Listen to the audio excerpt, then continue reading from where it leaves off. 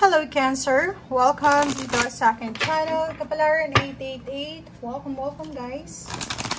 Alamin natin Cancer kung ano yung messages, vibration, gabay, energy para sa inyong lahat. Ito ay general reading, 12-12, portal opening para sa lahat ng Cancer. New moon ito guys.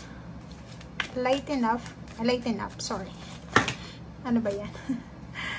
Hindi natin ito kukunin lahat. Kasi marami sila.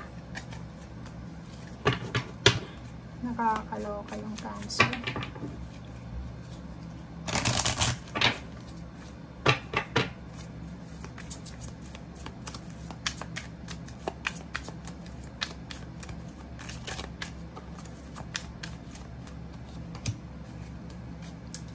Okay, reverse. Last quarter mo ng Libra. Wow. Cancer. Okay, so nakikita natin yung reading mo is different from other zodiac signs. Kasi ang posibleng mag-o-open sa'yo ngayon is your chance na mahalin ang sarili mo. Kasi parang may iba ditong Cancer na sobrang workaholic, nakafocus lang sa trabaho, nakafocus lang sa family, nakakalimutan niya na yung mga needs niya, personal needs, like physical health. Hindi na kumakain ng tama, hindi natutulog, nagtatrabaho sa umaga, naglalabas sa gabi, nagtatrabaho sa umaga, nag-aasikaso ng business sa gabi, parang ganun. So, sobrang workaholic na to. Lighten up, diba? Lighten your load, parang ganun yung sinasabi. So, this 12-12 portal na to is parang sinasabi sa'yo na binibigyan ka ng pagkakataon ng ating universe na medyo bawasan natin yung mga loads sa ating balikat. Yung mga, ano tawag dito? Yung mga obligations, hindi naman sa bawasan mo yung obligations mo, pero kailangan mong bawas-bawasan ng konti yung mga pinapasan mo. Diba? And make time for yourself. Make time for self-love. Ang self-love guys, hindi naman yung sobrang magiging sakim ka na, hindi. Yung aalagaan mo lang yung sarili mo, 'di ba? Yung balanse. Na alam mo yung balansehin yung self mo and then yung other person, relationship, kids. Kung may kids ka, family, 'di ba? Siblings, relatives, friends.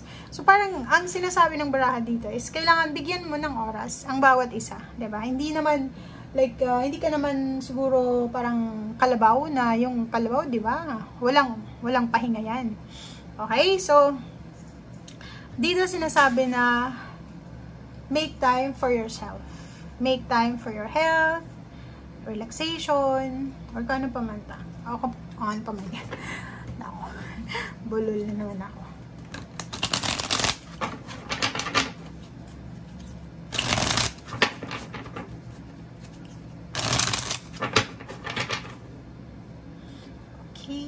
Okay, Cancer.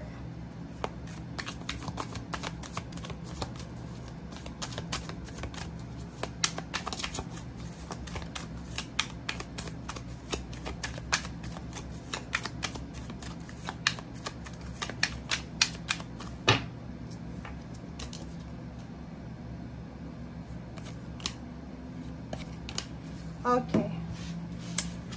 Ano ba to? Cancer. Justice, Ace of Pentacles, King of Cups, Hangman, and Ten of Swords. Parang resonated to sa Pisces. Panoorin mo yung Pisces. Okay, kung makikita mo to, mayroon ka Cancer na mga nakahang na mga relationship, like mga grudges. Mayroon kang mga grudges siguro or pwedeng mga sama ng loob, 'di ba? For example, marami kang naging kaaway sa iyong past.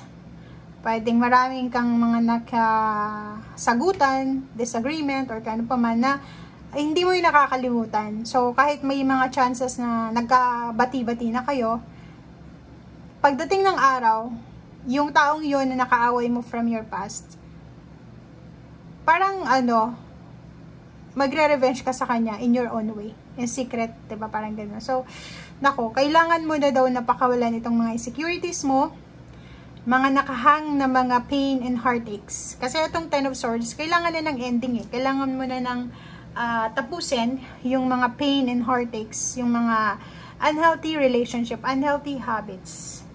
And kailangan mo nang magsimula ng fresh relationship. Kailangan mo magkaroon ng peace and harmony. Kailangan mong magkaroon ng fair and just na relationship and then attachment sa bawat isa. Okay? And pwedeng family yan. Pwede din sa trabaho. Pwedeng for the past 10 years or pwedeng several years. Pumasok ka sa isang company, pinagkaisahan ka, trinidor ka, 'di ba? Yung dreams mo biglang nahang kasi hindi naman parang, 'di ba? Dream mo 'yun eh. Pero biglang nahang kasi yun na nga, trinidor ka, nawalan ka ng trabaho, nawalan ka ng direksyon, nawalan ka ng ipon. But this 12/12 portal, new moon opening, is binibigyan ka ng universe ng pagkakataon na i-let go yung mga grudges mo sa dati mong katrabaho, sa dati mong company, sa dati mong mga klase, dati mong teachers, or yung sino man sila sa buhay mo na parang sila yung naging rason para one half of your life ay medyo hindi mo na-enjoy. Okay? Dito sinasabi ng baraha sa'yo na isa sa posibleng mag-open sa'yo is new contract. New contract of new job. Diba? New contract ng bagong career. New contract ng marriage contract. Renewal ng relationship. Renewal ng contract sa work, career, o kano pa man. So, ikaw lang ang nakakalam kung ano ito na contract na ito na darating sa'yo. Okay.